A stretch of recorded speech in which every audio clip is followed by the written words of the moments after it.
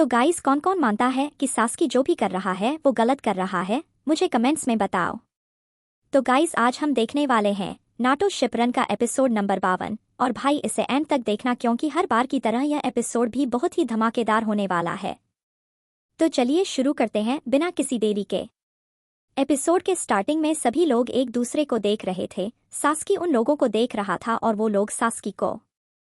फिर फाइनली सास्की कहता है, यह तुम देख सकते हो, मेरा बॉन्ड बदल चुका है मेरे और भाई के बीच, और वह बॉन्ड है नफरत का। हर किसी से बॉन्ड रखने से हम अपने मकसद को भूल जाते हैं और वह हमें डिस्ट्रैक्ट करता है, और वह डिस्ट्रैक्शन शायद नाटो होगा।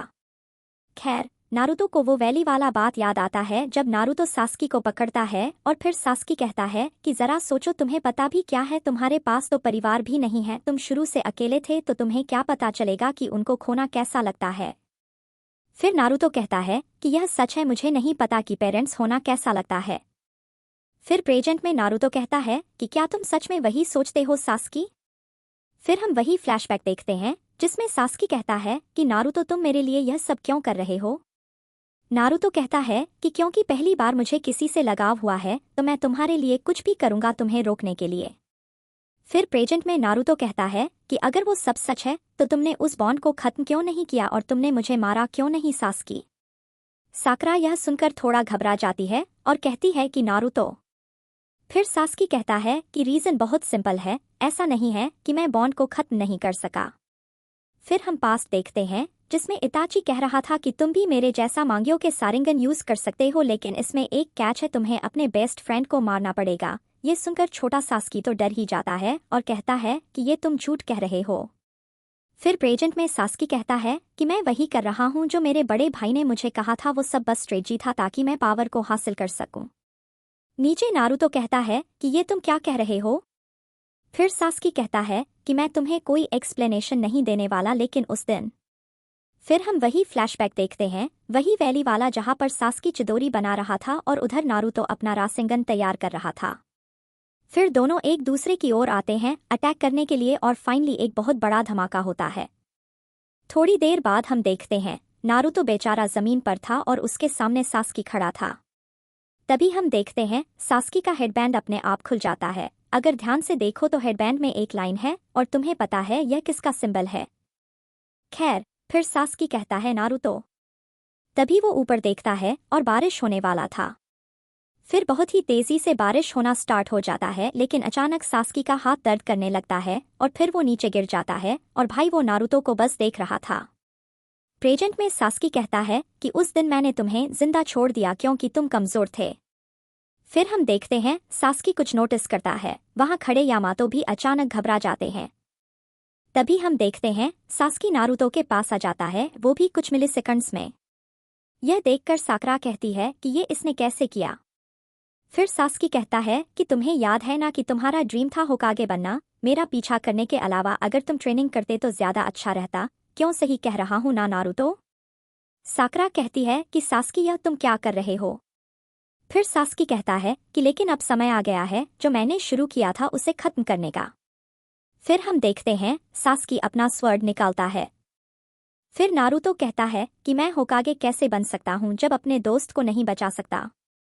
थोड़ी देर के लिए सास्की भी सोचने लगता है, लेकिन फिर भी वो अटैक करने चला जाता है नारुतो पर। यह देखकर साई नारुतो के तरफ दौड़ने लगता है। वो स्वर्ड नारुतो को बस लगने ही वाला था, तभी साई वहां पर आकर उस अटैक को रोक लेता है। फिर सास्की यह देखकर कहता है, तुमने बहुत अच्छा ब्लॉक किया। तभी नारुतो उसे पकड़ने की कोशिश करता है।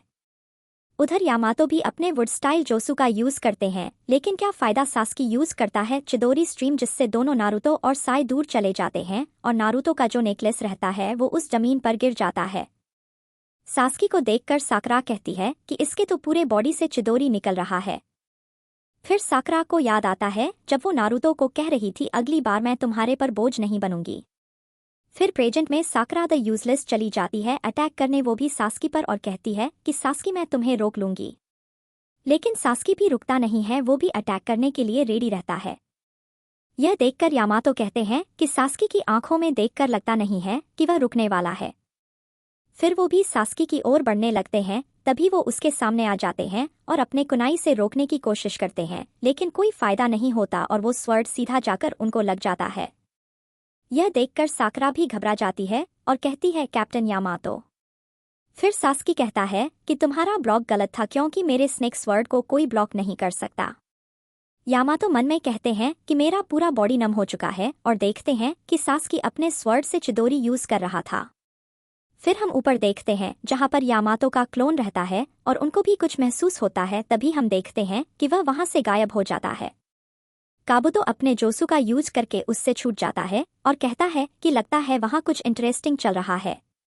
वहीं हम देखते हैं कि सास्की कुछ नोटिस करता है क्योंकि वहां पर नारुतो उठने की कोशिश कर रहा था।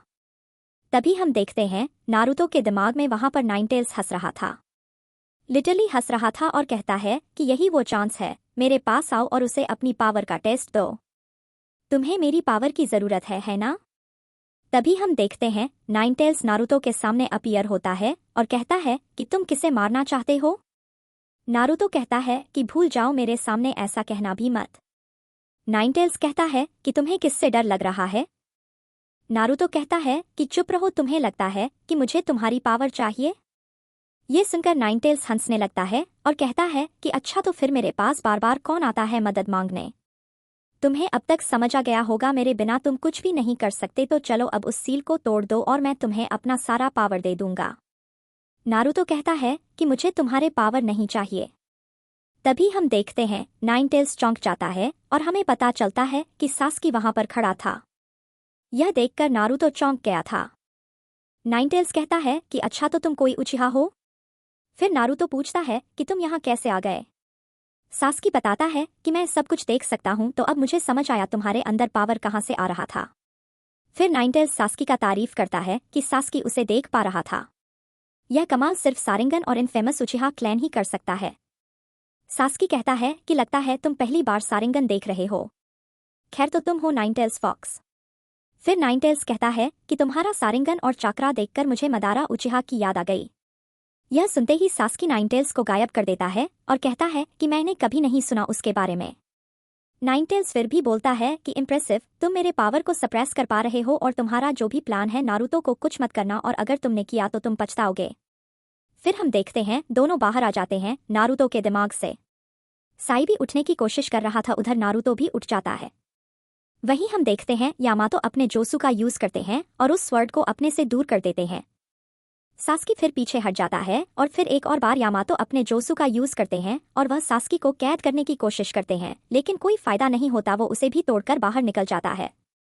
फिर वह ऊपर जाकर खड़ा हो जाता है और बस सबको देखने लगता है। खैर ये एपिसोड यहीं पर खत्म हो जाता है।